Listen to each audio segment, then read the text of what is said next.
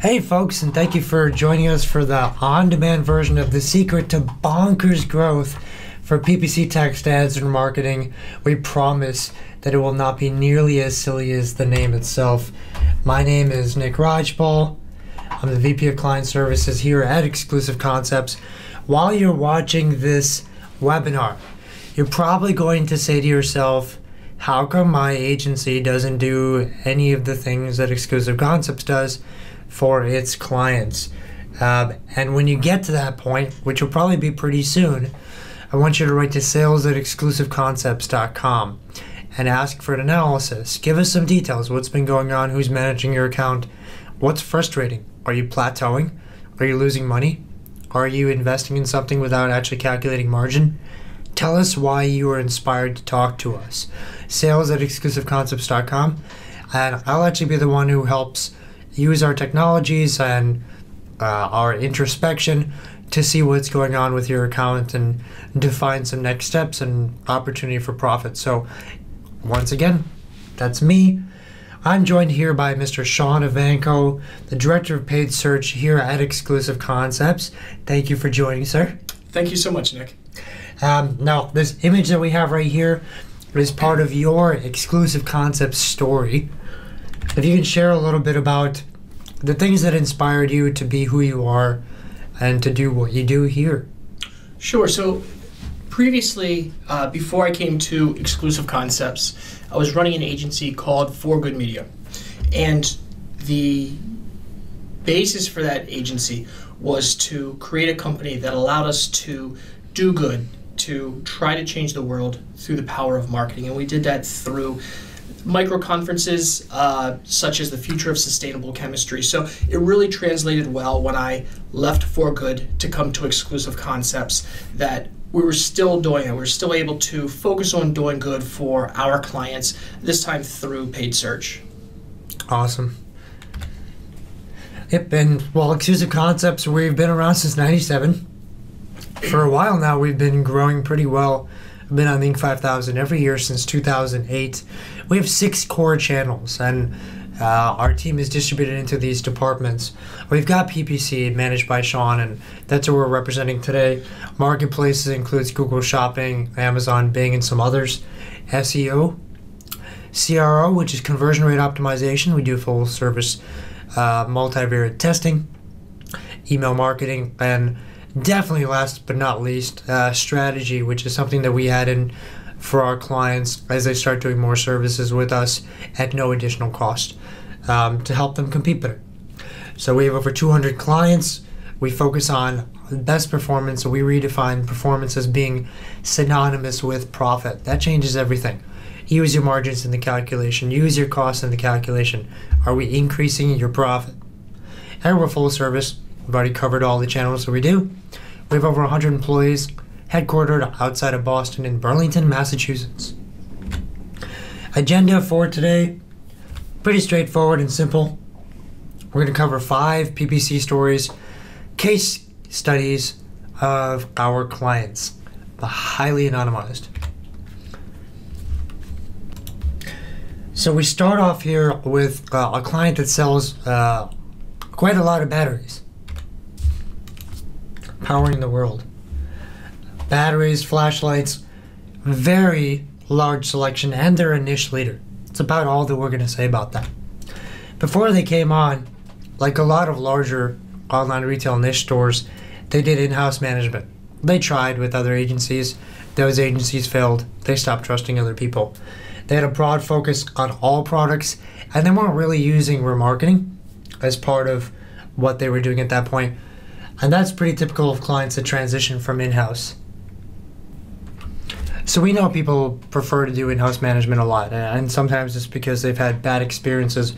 But agencies are able to build processes, technology, build out bandwidth to be able to accommodate much more creativity, to be able to absorb challenges, to be able to learn from other experiences.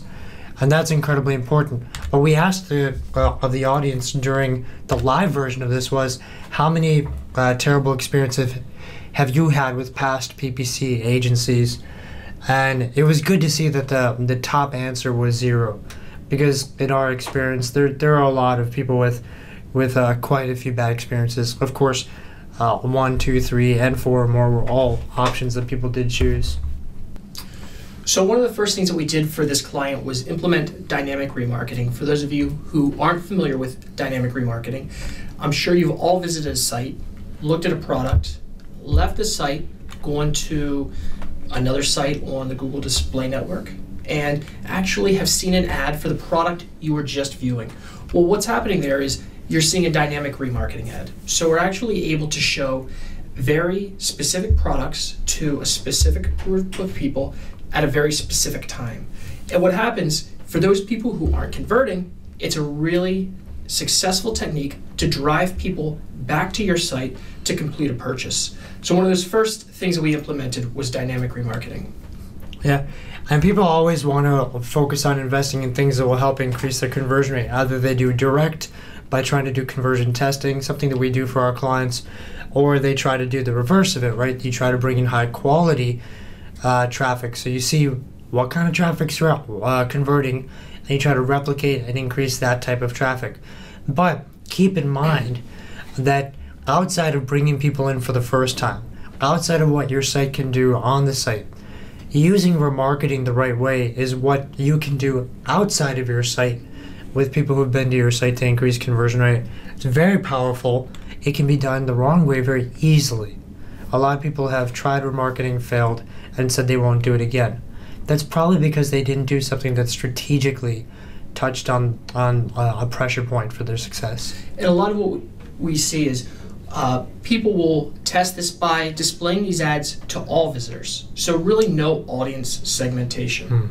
So a lot of times where we start first is targeting those people who have abandoned the shopping cart. So added something to the shopping cart but haven't purchased. And you can get very specific with these audiences. You can either do it based on pages they visited, pages they didn't visit. You can even create remarketing audiences based on user behavior within Google Analytics. So somebody who's going 5 pages deep, spent more than 6 minutes on your site.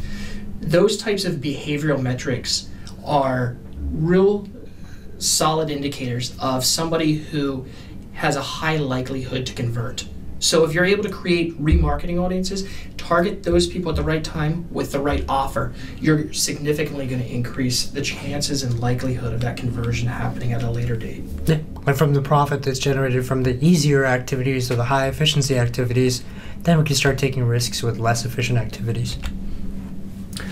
So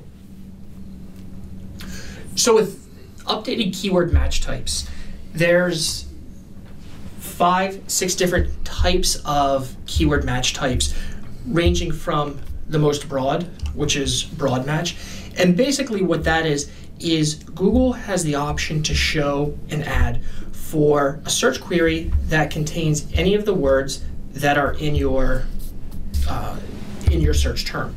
So for example, if you're bidding on women's hats, someone does a search for buy ladies hats, your ad could show.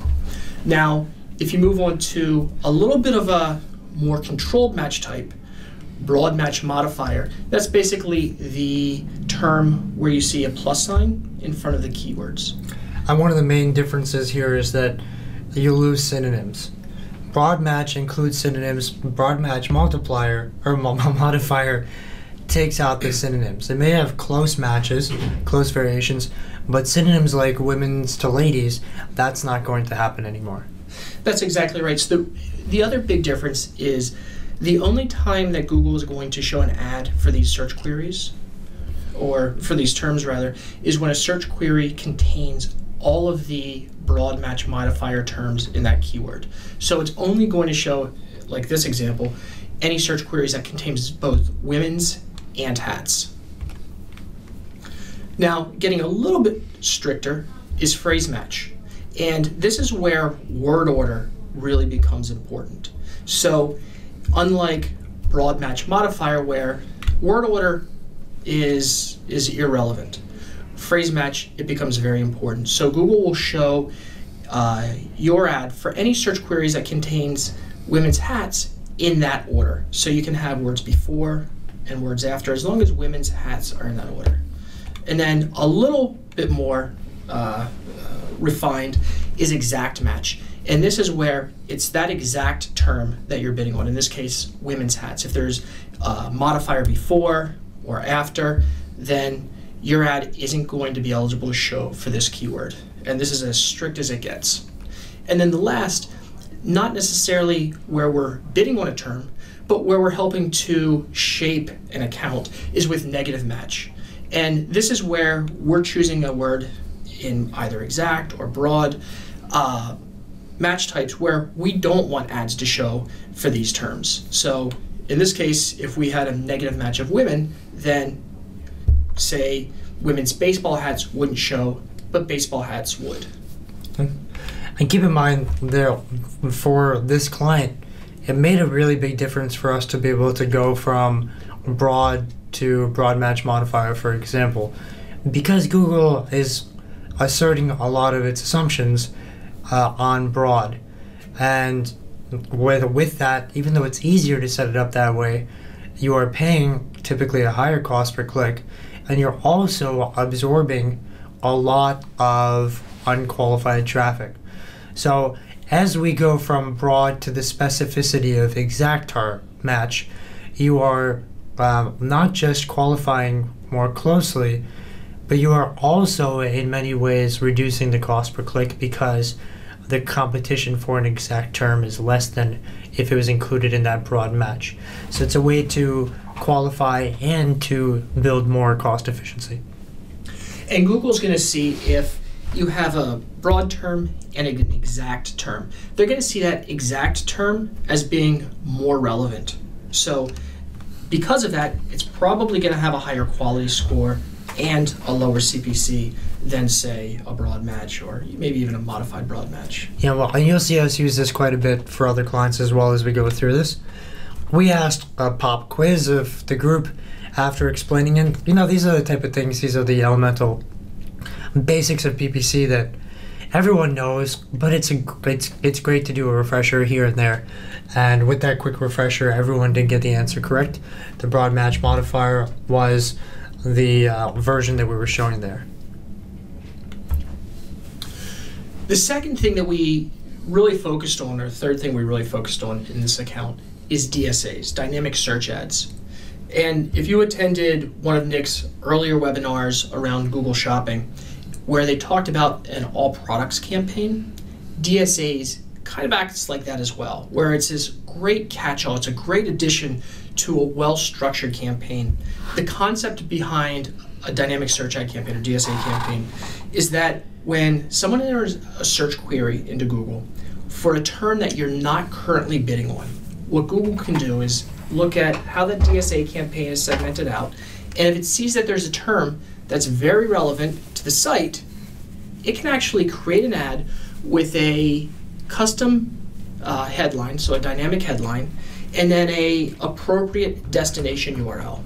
So now all of a sudden you have the ability to capture many more search queries that are relevant to the site. You can use the search query report for a DSA campaign to harvest terms that are converting, that are driving traffic, but you're not currently bidding on. So it's a very nice addition to a campaign that's already really well structured. This isn't a place to start, but this is something that you want to add to once the core of the account has been built out. And this is essentially for the long tail. If for an average online retail store, the top 1,000 keywords will drive only 11% of their traffic. So creating structure that invites that other 89% in a way that can capture all of it without failure. That's the purpose of a DSA. But obviously, if you've only built real structure for the top 1,000 keywords, you have a lot of room to build that infrastructure as well. And about 15% of search queries every day are unique, meaning they've never been typed into Google before. So to be able to have all of the variations of terms that are relevant to the site are impossible. So to have a DSA campaign that can recognize that here's a term that is relevant is a really good way to make sure that you're still driving that traffic and still being able to harvest those search query reports.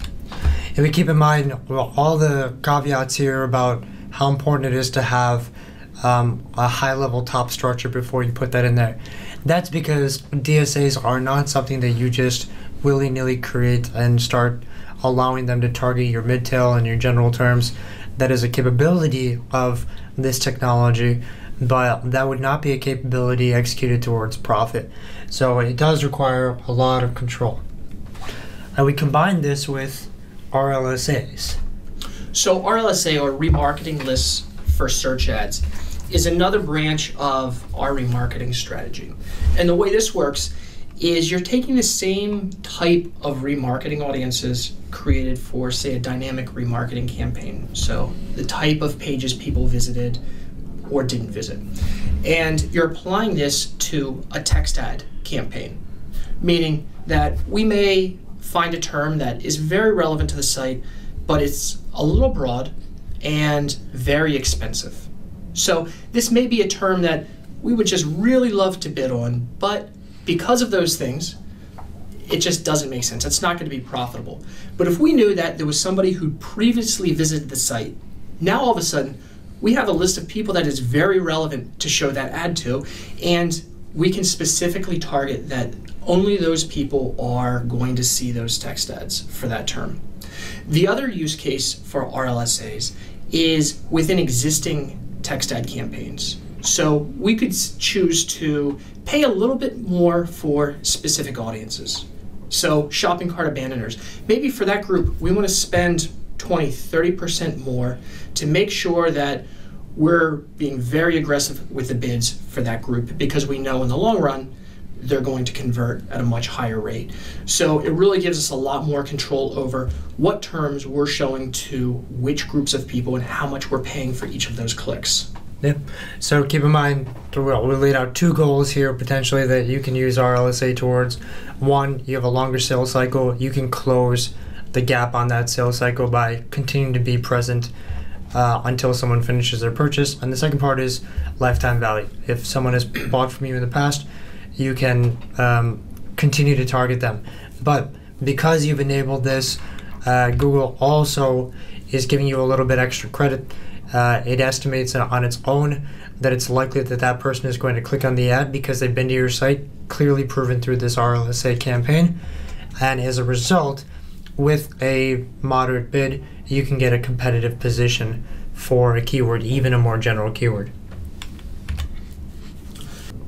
So one of the things that we noticed when taking over this account was a lot of decisions were made using a metric that doesn't really add up to profit. It's ROAS. Anyone who's invested in pay-per-click knows ROAS. It's return on ad spend. It's your revenue minus your cost divided by your cost, right? What that doesn't take into account are margins. So let's say you have 100% ROAS. That sounds like a great thing, but your margins are 30%. That means you're losing money. So you get a lot of false positive and in some cases even false negatives.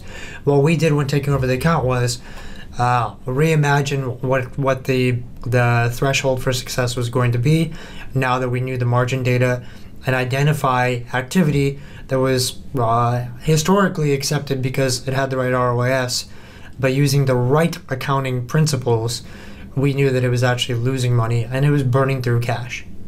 And this was happening not just at an overall account level, but at a brand level. So each brand for this client had a different margin. So we were actually able to look at each of the different brands and associated keywords with that brand and make adjustments based on that. So we weren't even looking at an overall, say, 30% margin, but there were some products or brands that had 60% margin, and we were able to adjust bids really based on that. Awesome. Yeah, and keep in mind that when you are making all of your decisions based on profit calculations, then the aggregate profit will increase. If you only calculate your aggregate results once in a while using margins, then you're just reflecting on what you did. But if you are going to make a decision on a keyword, and during that decision you apply margins into the calculation to see whether or not it's actually positive or negative, making the decision based off that information will change things. So we've allowed profit calculations to permeate everything that we do. That allows us to get better results for our clients. and for this client in particular. Mobile targeting, one thing that we have to challenge as an industry, and something that we strongly challenge in brainstorming sessions, and then turns into tests for clients, and then it turns into process and technology for all of our clients, is the assumptions around mobile. It's important for us to start to understand that the users, the use cases, and the user experiences, users, use cases, user experiences on mobile are different from PC. So by taking campaigns, duplicating them for mobile only, and understanding what keywords, what ads, what mix between call only versus going into the website would work better for mobile, allowed us to help make mobile profitable. While if it was just a mirror of the activities used on PC, we'd be missing the point. And this is also understanding what type and what volume of orders are coming over the phone and setting up reporting based on that. And that may come in a couple of different ways. There's call tracking directly through AdWords that just tracks phone calls from the ads. There's call tracking through AdWords that actually allows you to put a dynamic phone number within the website that will track anybody who gets to the site and then calls from the website. And then there's much more sophisticated call tracking that can actually track every call that comes via the website and what channel it originated from. So that's a strong part of any mobile strategy, is really understanding how people are making these calls. Awesome.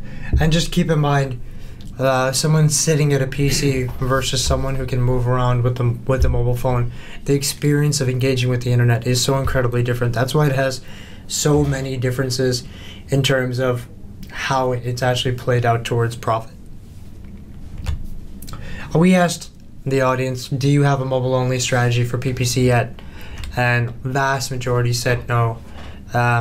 Google just a few days ago released a groundbreaking stat.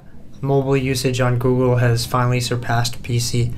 So if you don't have a mobile-only strategy, you're missing out on the future, and what you are doing well is going to, over time, not evaporate, but definitely diminish.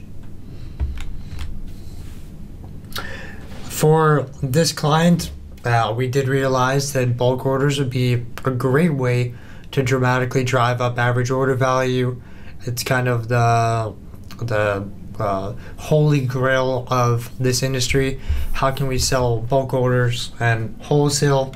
So put an emphasis on trying to achieve this for the client. Quick Mike Tyson's Punch Out reference for the geeks in the audience. So one of the strategies with this client was, how do we increase the average order value? So we were able to start looking at, one, which products just naturally have an average order value, which products cost more, and then two, which products, even if they have a lower per unit price, were more likely to be purchased in multiples. So either bulk orders, wholesale orders, and like the previous slide where Nick spoke about bulkier orders, we created long tail strategies targeting wholesale suppliers, bulk purchases, quantity purchases, and we're really able to focus in on those specific SKUs that would naturally be lead to a higher average order value. Combining that with remarketing, where we were actually able to achieve that goal. So what we saw looking year over year is, for a certain period of time, the overall volume of conversions actually decreased slightly, but the average order value increased significantly, leading to a very big increase in revenue. So we took that strategy, and now we're able to fold back in some of these lower AOV products, and now we're actually surpassing both the volume of conversions, the return, and the revenue. Awesome.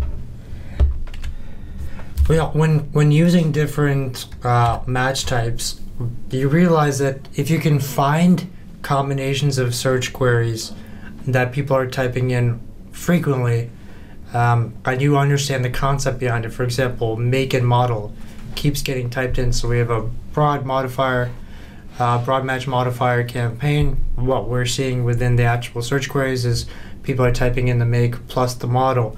We would say to ourselves, well, why don't we go ahead and create ads at the make and model level with exact keyword matches to those?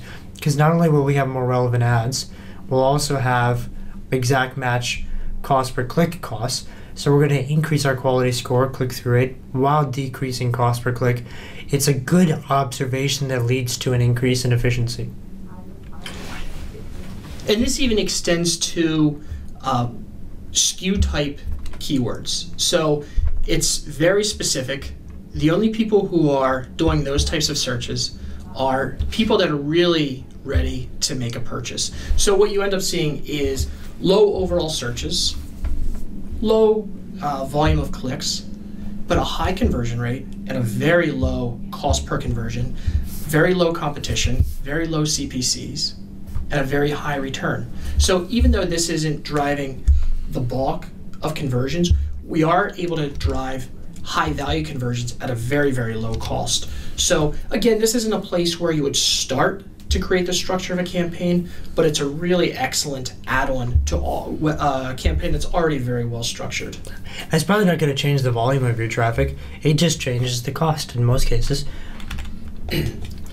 So what's really nice about this one is this is not a huge idea. This is something that is very natural that people should be doing on a constant basis, looking for those patterns and then building out tiers of the campaigns that are built around those concepts that they've observed.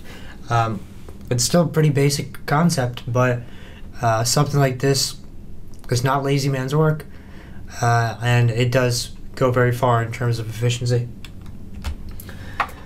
Well, one of the things that we did notice was, Sean, there was a lot of working back and forth with the client on this, right? It was. To identify that some batteries were purchased only once and the lifetime value didn't exist. So we really dove in to have a much better understanding of what the lifetime value of certain customers were.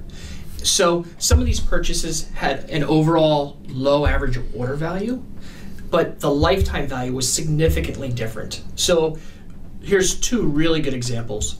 The difference between somebody who's purchasing a watch battery, which may happen maybe once a year, very low average order value, a couple of bucks. The likelihood they're going to come back, purchase from the same supplier again, it's pretty low. Now, if you take a really similar example, like hearing aid batteries, this is something that somebody needs to purchase on a fairly regular basis. You have the opportunity to make that person a lifetime member of your site and have a much higher lifetime value.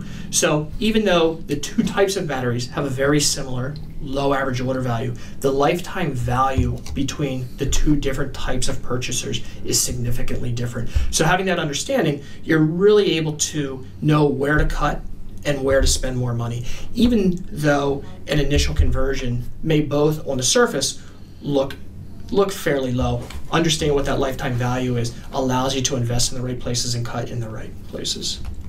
Yep.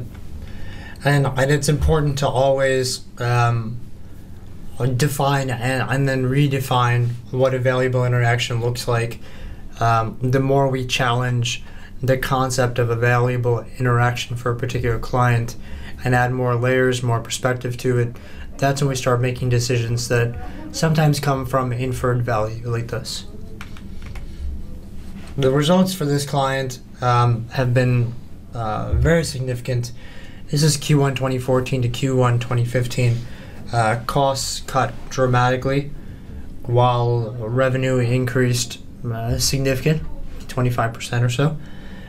So about a 35% drop in costs, 25% increase in revenue.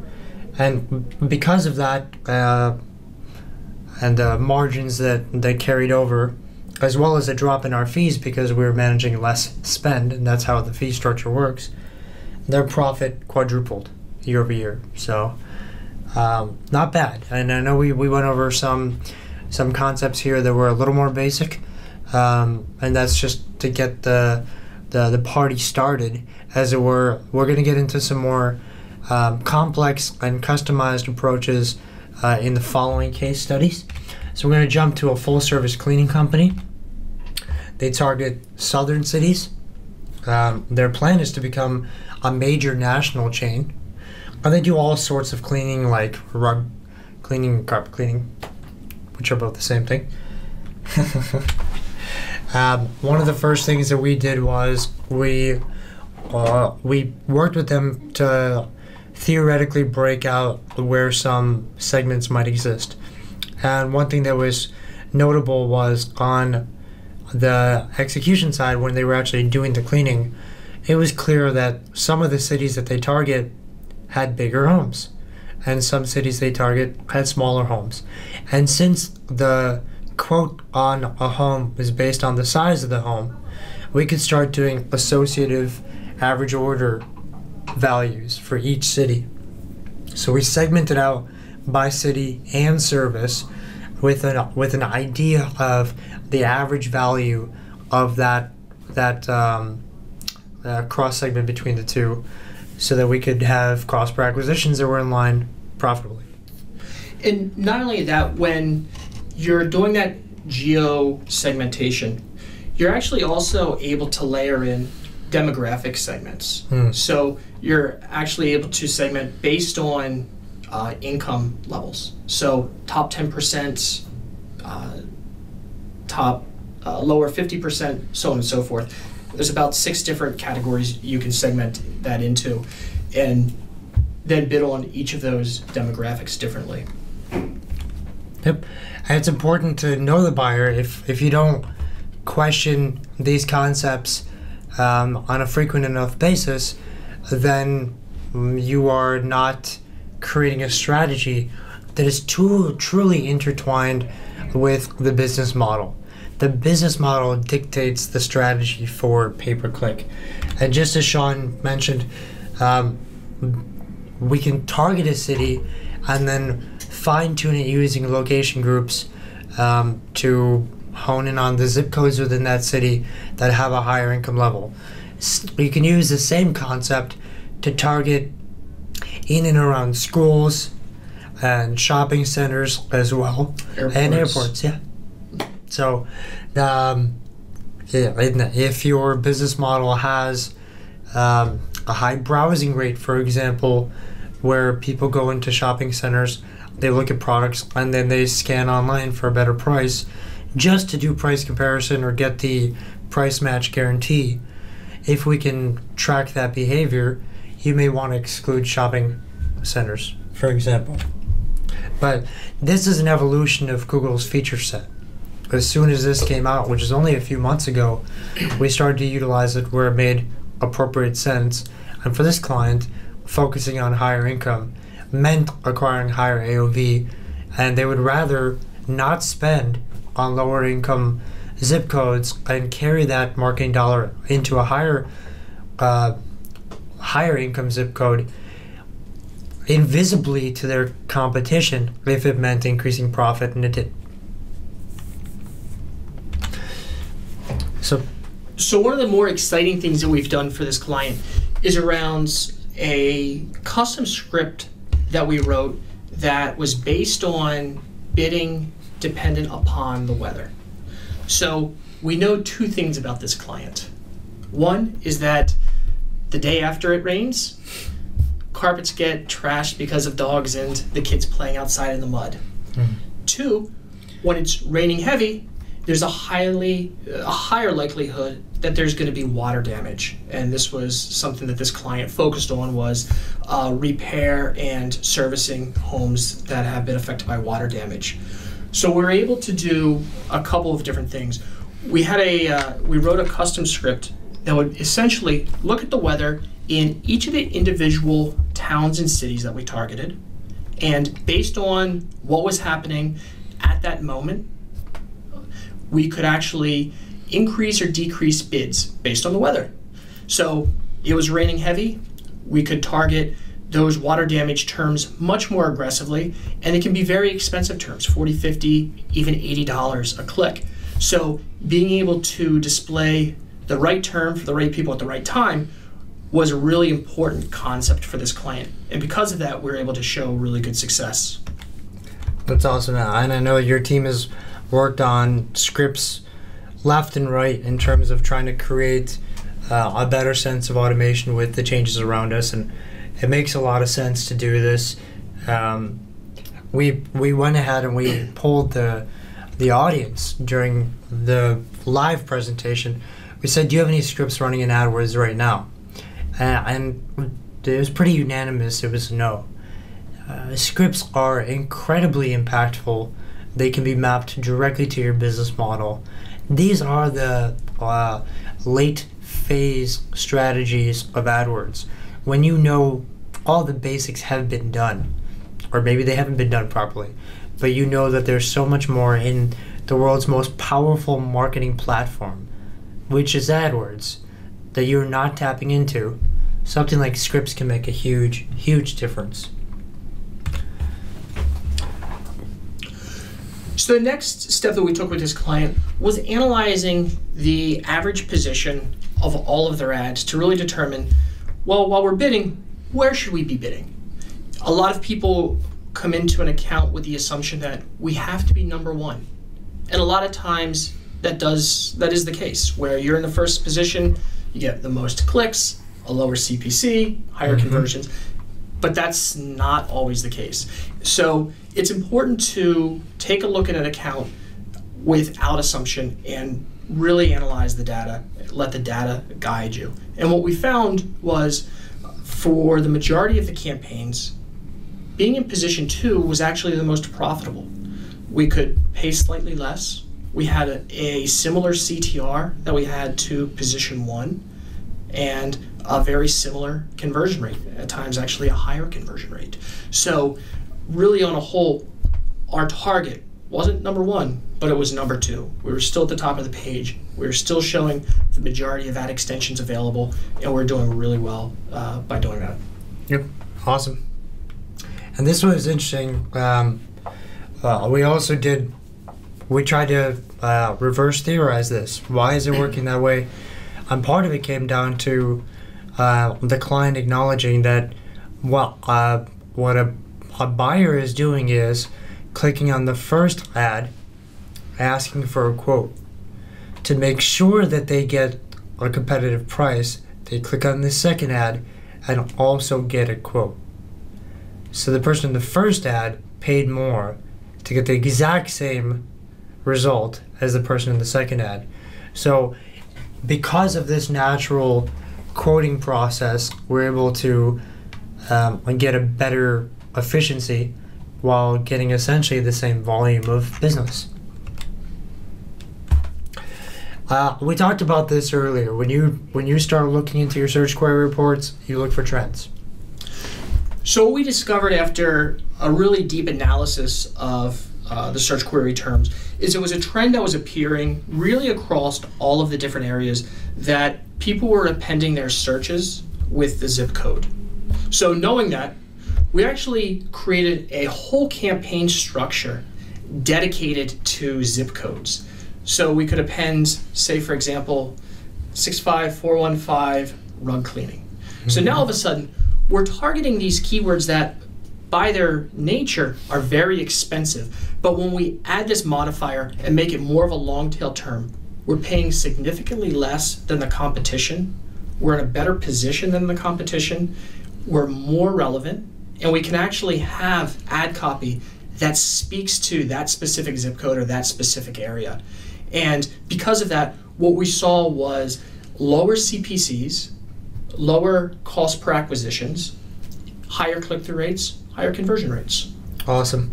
Yeah, and we can't emphasize enough how important it is to be proactively, archaeologically digging through search query reports to find patterns that can become a whole strata of campaigns and ads within your account. And that can come in a couple of different forms. One, just really eyeballing it, taking a look through the search query reports, what stands out either positively or negatively. What do you want to add as a negative term? What do you want to add as a positive term? But also really diving deeper. So look for terms that are one word, 2 words, 3 words, so on and so forth, and seeing how many words in a search query, how do they perform? You may find that overall there's terms that are 3 or 4 words long perform the best. You may also want to start looking at the individual keyword in a search query and see how that performs in aggregate. So maybe you see sale or coupon as a recurring theme. Well, how does that theme perform in aggregate across that whole search query? So those are some of the tools that we use to really understand what we're seeing in the search query so we can have a more quantitative process for analyzing this data. Yeah, and well, we brought this up earlier.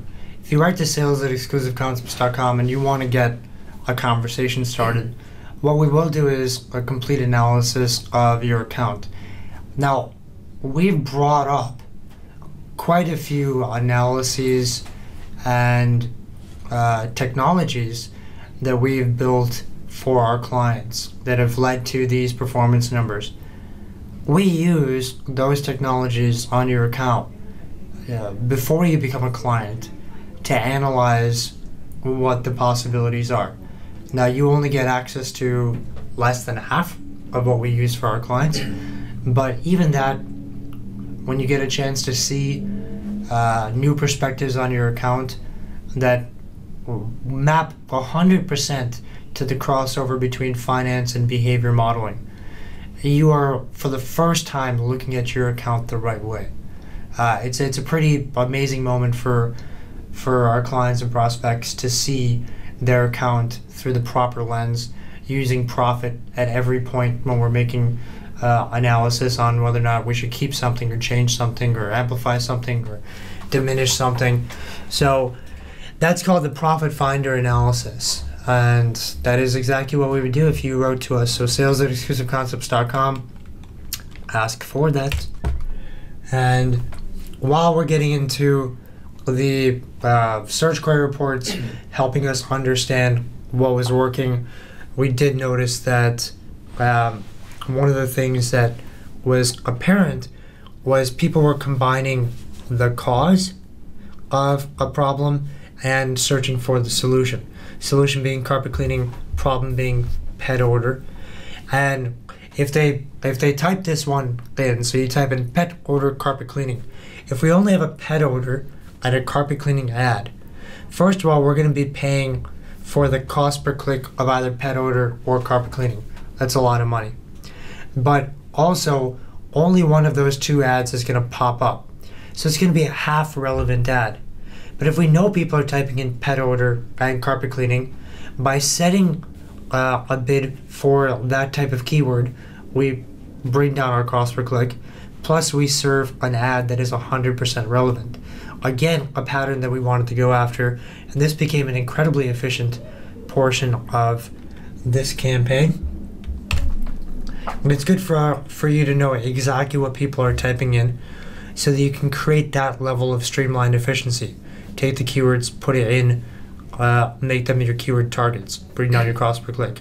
Put those keywords into your ad, increase your click-through rate and your quality score, and drive more visitors to your site for more conversions to lower efficiency. So, one of the coolest things we did. So this one's a really exciting change as well. It was utilizing some of the weather bidding that we discussed earlier, using some of those custom scripts. It was also using the display network to target very specific sites. So for this example, we were looking specifically at water damage, which has very high cost per clicks, $60, $70, $80, $100 CPCs. And we did well on the tech side. We talked about the scripts that we had implemented. That was successful. But we started asking ourselves and challenging ourselves, how can we get that same traffic at a much lower cost? Well, where are these people searching during these times of bad weather? Probably places like the Weather Channel, different sites like that. Well, if we can be there at the right time, showing the right type of ad, we're probably going to get those people to the site and to convert. So now we were showing ads based on what was happening in their geographic area with the weather at places that they're looking where they're concerned about the weather, and we're paying 20 cents per click compared to $100 a click. So we're saving 500%. Yeah. So we're able to drive very highly qualified traffic at a fraction of the cost, 20 cents per click compared to $100 per click. Wow. Yeah. 1/500th the cost, and competitors don't even know what's happening. That's the best part about it. But you need to think big. We have a few core values here at Exclusive Concepts, and thinking big is one of our core concepts.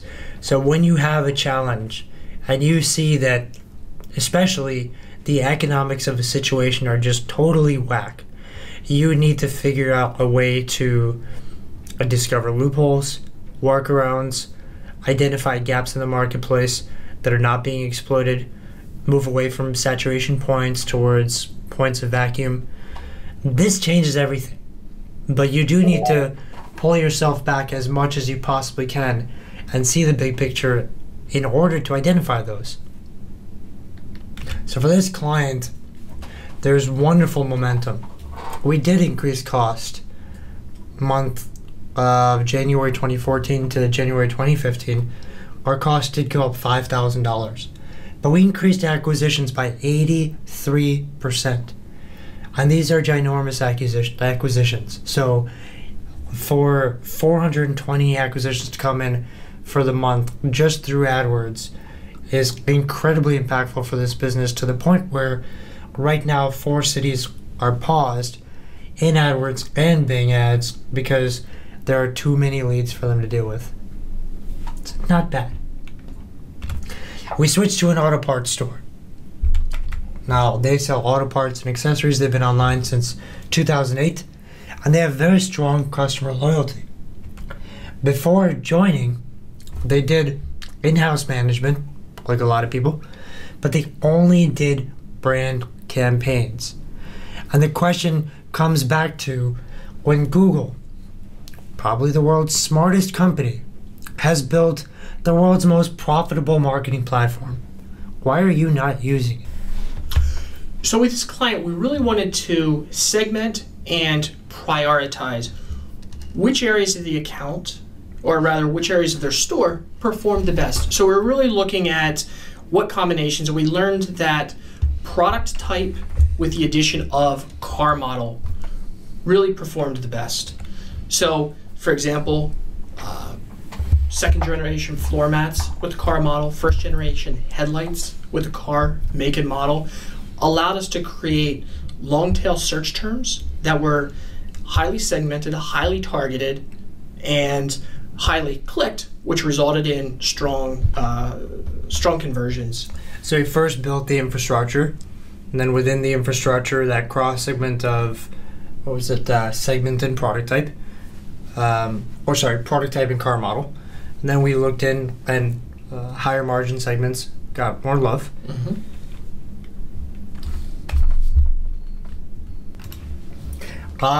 AdWords. So we took a 4-step approach for this client to get things up and running. First, we created infrastructure where we segmented by product type and car model. Then we worked with them to understand which of those cross segments actually had the highest margin. So like the second generation version of this car with floor mats, or the first generation with headlights. We knew that those areas were going to get the most love. Then we went into those areas where they had more margin and started to build out the long tail product specific keywords with product level destination URLs. As long tail as we possibly could, focused in on areas where the margin would allow for us to make more money. So by doing long tail, we brought down the cost per click. By focusing on high margin, we theoretically were targeting a high value per click, and we knew there would be a huge gap there. Then, within those sections, we did a lot of A/B test ad copy to focus on different value propositions to try to understand what the market would respond to. We didn't have any information. All we knew was that people typed in the brand, and there were brand ads that triggered well. We didn't know how to target them in any other way yet. But this type of multi-level approach that utilizes good structure, good information on the accounting side, like margins, uses long tail approaches or approaches that are known to bring cost efficiency into place, uses testing as a way to improve performance. Combining all of these multi-levels together made for one perfect rollout. Had they been done one step at a time, probably wouldn't have been as effective. So one theme that you're hearing throughout this webinar is around search queries, and what can we do with search queries, and how do we use search queries to add relevant terms, remove unrelevant terms. So as we rolled out the strategy that Nick just described, one of the areas that we kept a very close eye on were the search query reports. And when we say search query report, basically what this is, we're able to actually see what the actual search queries people typed in to Google to trigger your ads. So you know what terms triggered the ads, but we can also look at those actual search queries.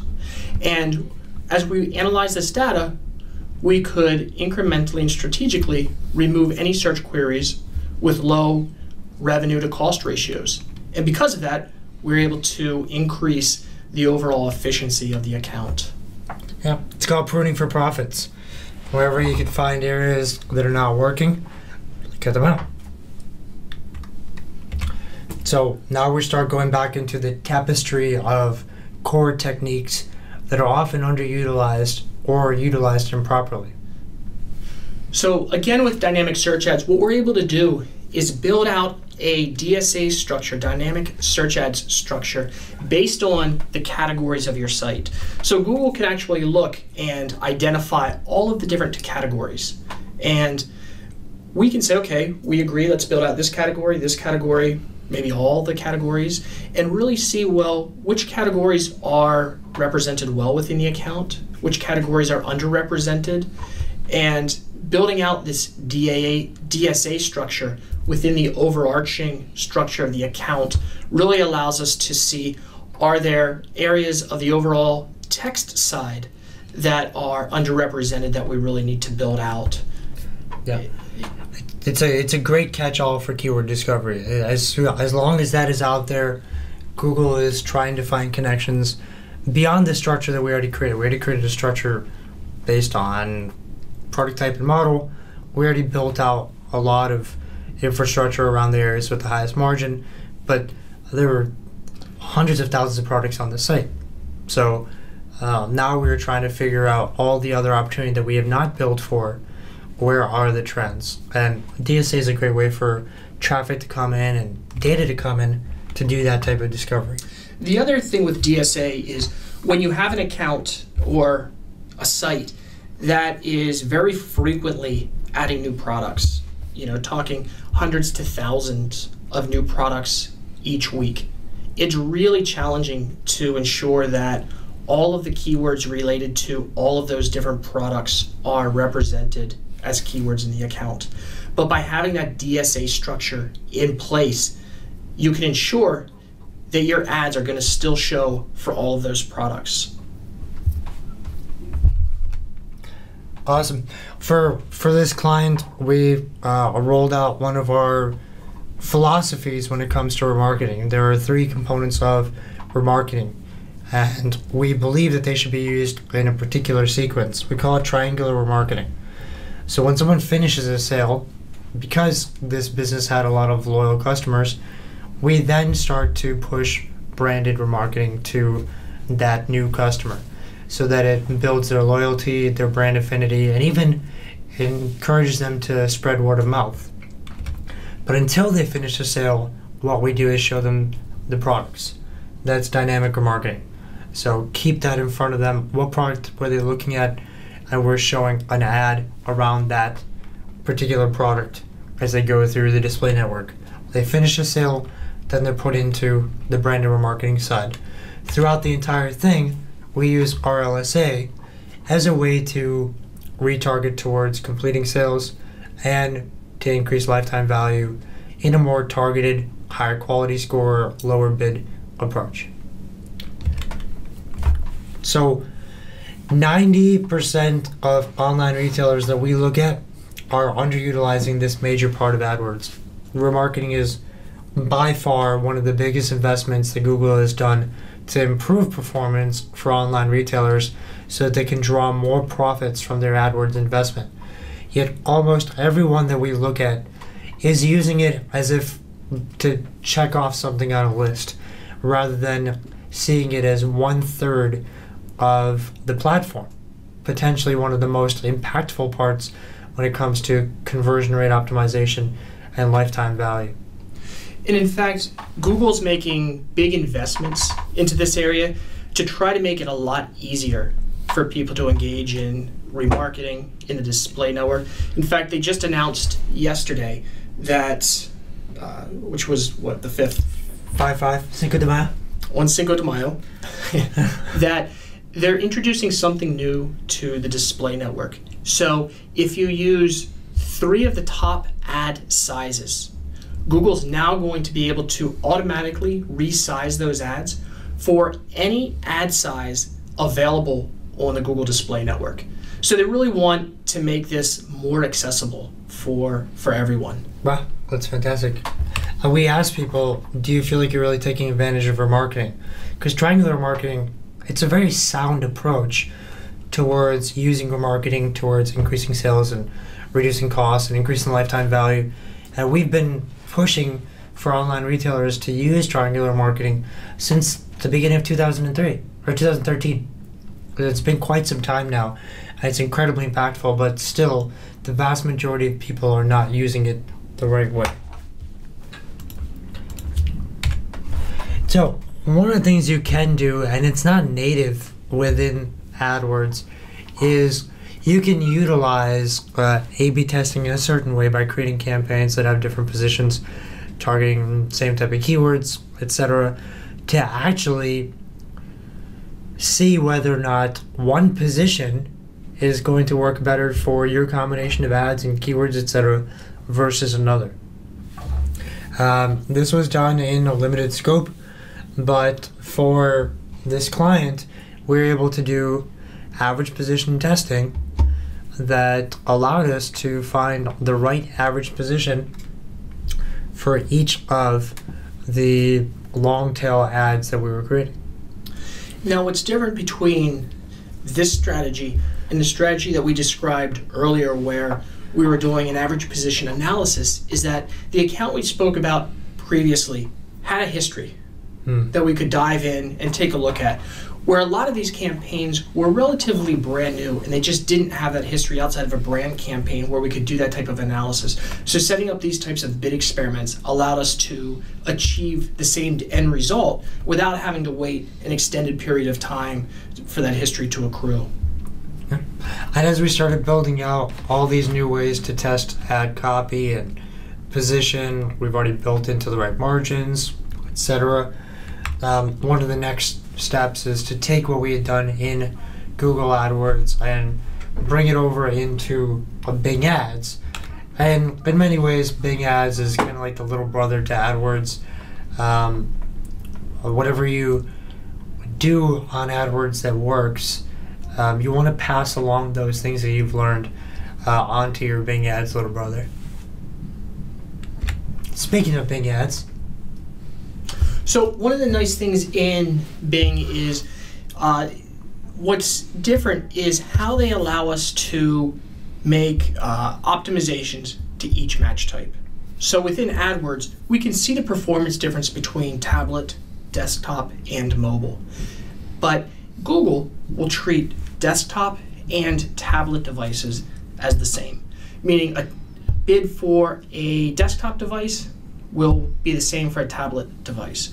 We can use a bid adjustment to change the bid for mobile devices, but that tablet bid is going to stay consistent.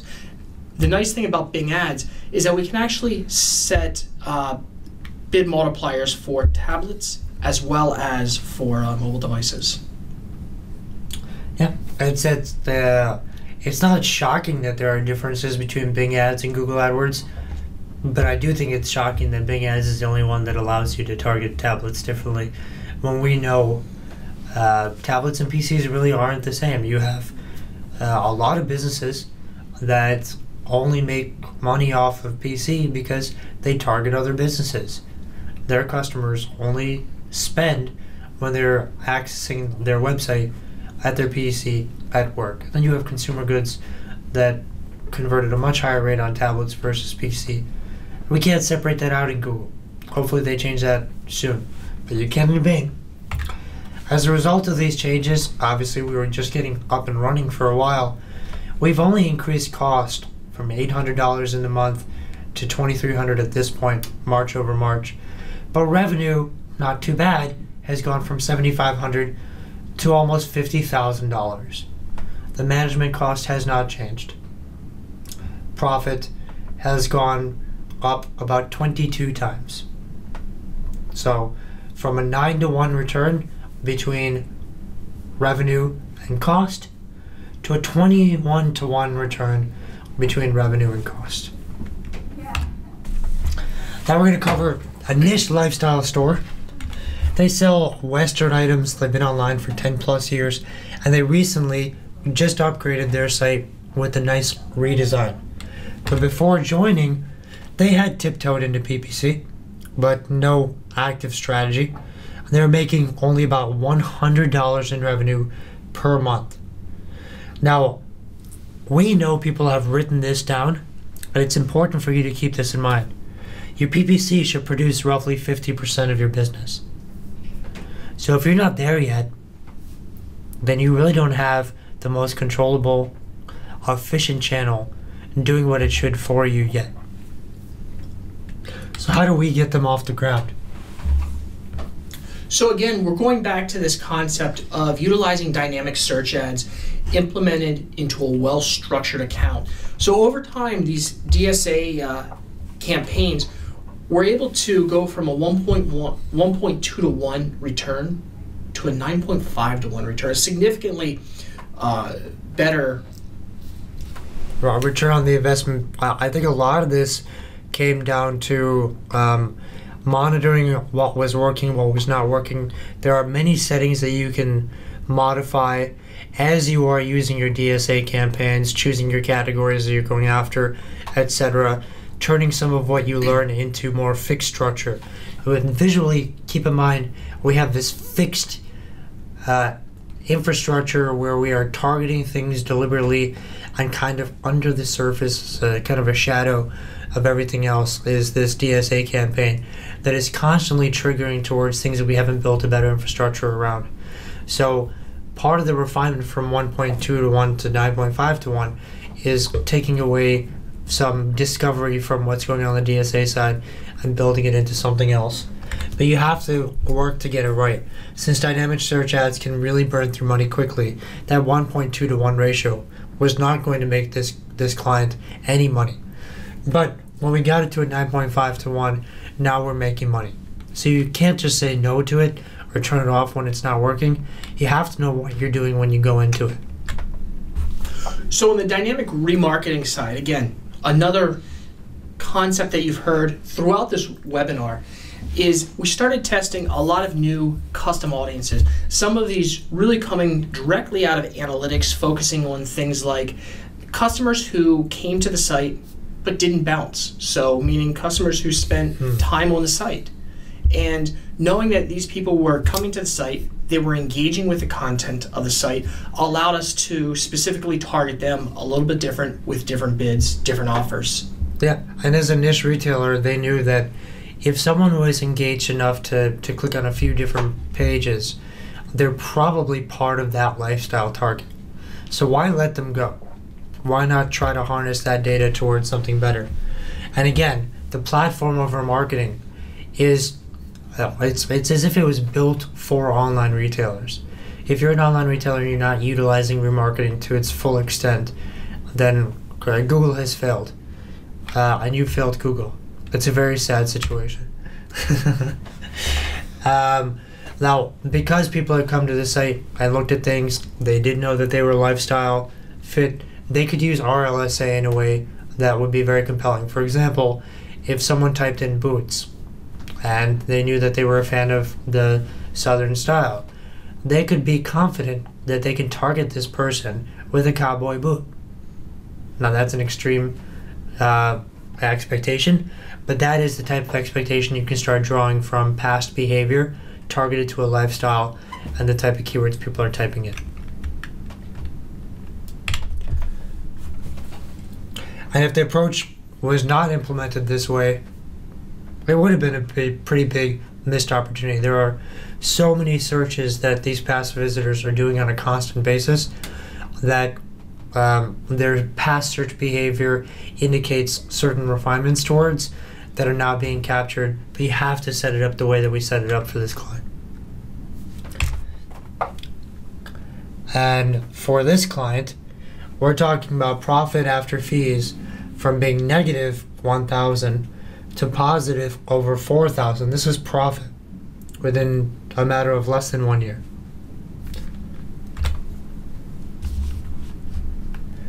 So we get to our final case study. It's an online furniture store. So it's their story. They've been online for 10 plus years, really large selection, and very high quality products.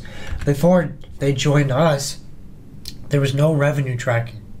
And PPC was pretty much given no priority at all. Little money, little time put into it.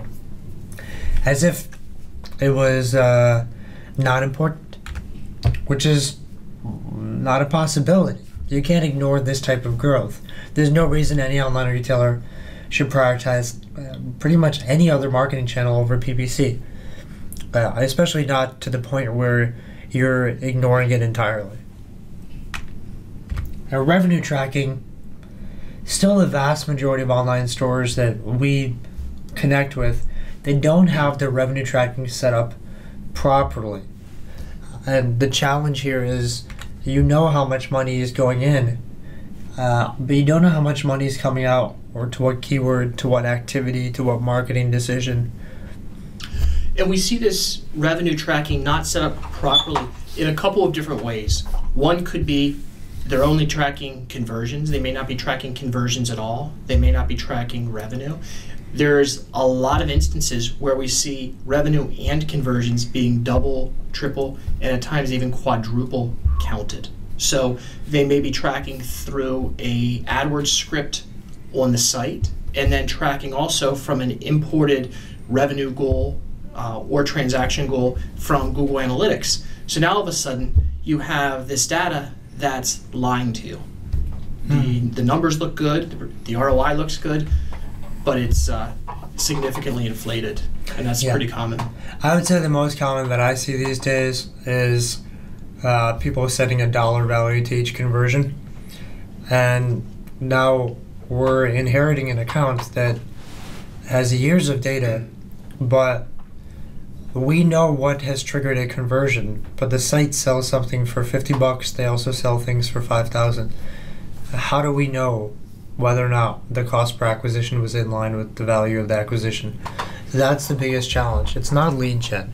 So a lot of agencies and a lot of the PPC science in general has been dedicated towards lead gen. This is where the science of cost per acquisition came from in the first place. In online retail, the value of an acquisition is variable. Ergo, the cost per acquisition has to be proportionately variable. It's a different science entirely. Without proper revenue tracking, no decision can be made correctly. You are paralyzed. Next thing we did for this client was we wanted to make sure that what we had inherited was an account that used the minimal amount of actions to get some activity. And how do people do that? In Google Shopping, the minimal amount of actions to get activity is you set up your merchant feed, you create one all products campaign, and then you say, well, Google will choose what products are going to show.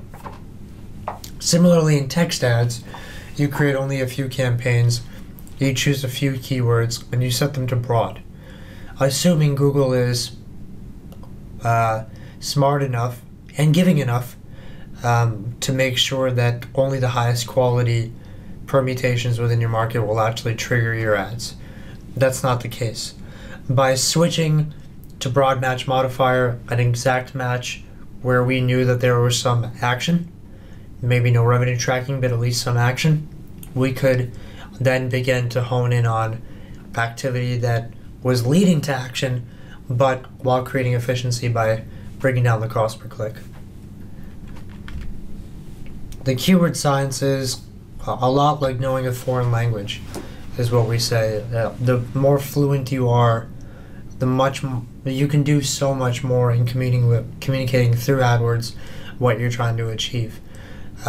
If you are not using that language the right way, if you're not using match steps the right way, it could be paying per click 2, 5, or 10 times or even more than what you should be, because you're just not utilizing things like exact match, or you're bringing in a lot of traffic that you're paying for, but those clicks are totally unqualified.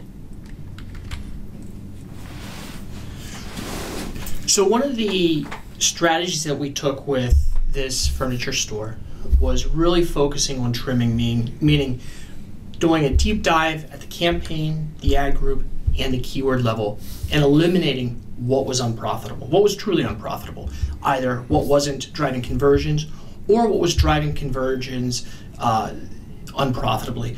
So we were able to go through, first eliminate those items, and then go back and really understand and analyze, well, what was the issue with these? We weren't just pausing these items and forgetting about them.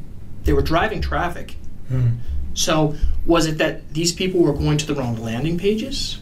Was it that maybe they were coming back at a later date and purchasing, and maybe we had to revisit the remarketing strategy? So we really wanted to get a deep understanding of, if something didn't work, why didn't it work? That way we can fix it, we can re-implement it, and begin testing again. And it really speaks to what we're going to get to in a little bit, talking about our flex approach. Yeah, the flex approach at the end of the day is making sure that while we are building new aspects of the account and trying out new aspects of the account that have never been tried before, building new categories of text ads that have never been tried before, finding patterns within the text ads and creating more exact match level campaigns that we've never tried before. Just because we've come up with a good idea does not mean we're done with it. We come up with a good idea, we build it properly, we build an infrastructure of tracking, but it is, at the end of the day, everything we are building is a test. And it will be trimmed down the road. So when you build something, you have to go back to it and identify now the thousands of different permutations of traffic that we have brought in because of what we set up. Of those thousands of permutations, what did work, and we try to amplify that, invest more in it. What didn't work, we cut it out or try to fix it. And then we do the same thing for other aspects that we built. So it's about scaling up your account and improving your efficiency at the same time. It's the right approach to be able to stay true to your metrics of growth and efficiency, and that is what maximizes profit. So we took a top brand strategy with this client, which is essentially a layered technique where we looked at the top brands that were driving revenue across all channels. We focused on building campaigns, targeting those top brands. We focused on brand-related ads, and then also long-tail targets. So when you combine a campaign that's focusing on top brands with brand-specific ads and really only targeting these long-tail keywords focused around these brands, what happens is you start driving traffic at a lower CPC than if you were just focusing on brand-only keywords. You have brand-related ads that are very specific to the user's search queries. So you're probably going to have a higher CTR, which in the case of this client we did, meaning you're going to have a good quality score, a lower CPC, and you end up getting very qualified traffic to the site at a moment in their purchasing decision that's very low in the funnel, which means that they're much closer to convert than if they were just starting to research, well, what kind of furniture do I want to buy? Do I even want to buy it online? Yeah, what's a really good takeaway of this is the concept of layered. You know, if you say, what would be a good idea for our account? We should do something that's a top seller. Why are you doing top seller? Because that's where the value per visit is the highest. The conversion rates are high. Good. Then we're going to maximize value per visit. Well, how are we going to minimize cost per visit? Well, that's where we have ads that are related to those keywords, and we do exact match keywords at the long tail. Okay, now you have created something that is going to maximize the value per click and diminish the cost per click, creating a huge gap in between.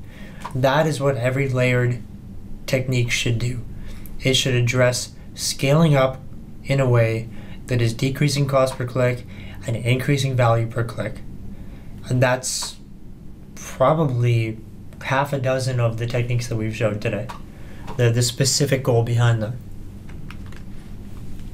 So, very good example, final example before we close out these case studies of a layered technique, the type of thing that we are creating for our clients, which are these unique combinations that fit the online retail world so well, but they're exploiting a financial science by using AdWords the right way. And this is the client's change in performance by doing these techniques over the course of just 2 months.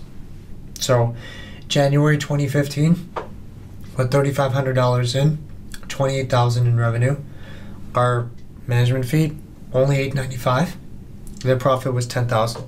Already very good by the time we hit January. This is about 4 months in to us managing the account, and we continued to make a lot of headway. 2 months later, our cost had scaled up, but in a very efficient way. We were scaling up in a way that was bringing in more high value per visit traffic at a lower cost per click. And you can see that disproportionate increase in revenue, bringing it up to $53,000. The profit doubled within the course of 2 months. Our management fee continued to get dwarfed. So that's it, folks. I went backwards. We hope you enjoyed this. Sean, thank you so much for presenting and for the amazing things that your team is doing. Thank you so much, Nick, and thank you everybody who attended the webinar and have downloaded it. Yeah. If you're interested, if you have any doubts or you're just inspired, you want to know what your opportunities are, contact us at sales@exclusiveconcepts.com. Write us an email saying, here's what I'm thinking, here are my challenges, and let's talk. That's a great place to start. Thanks, folks. Thank you.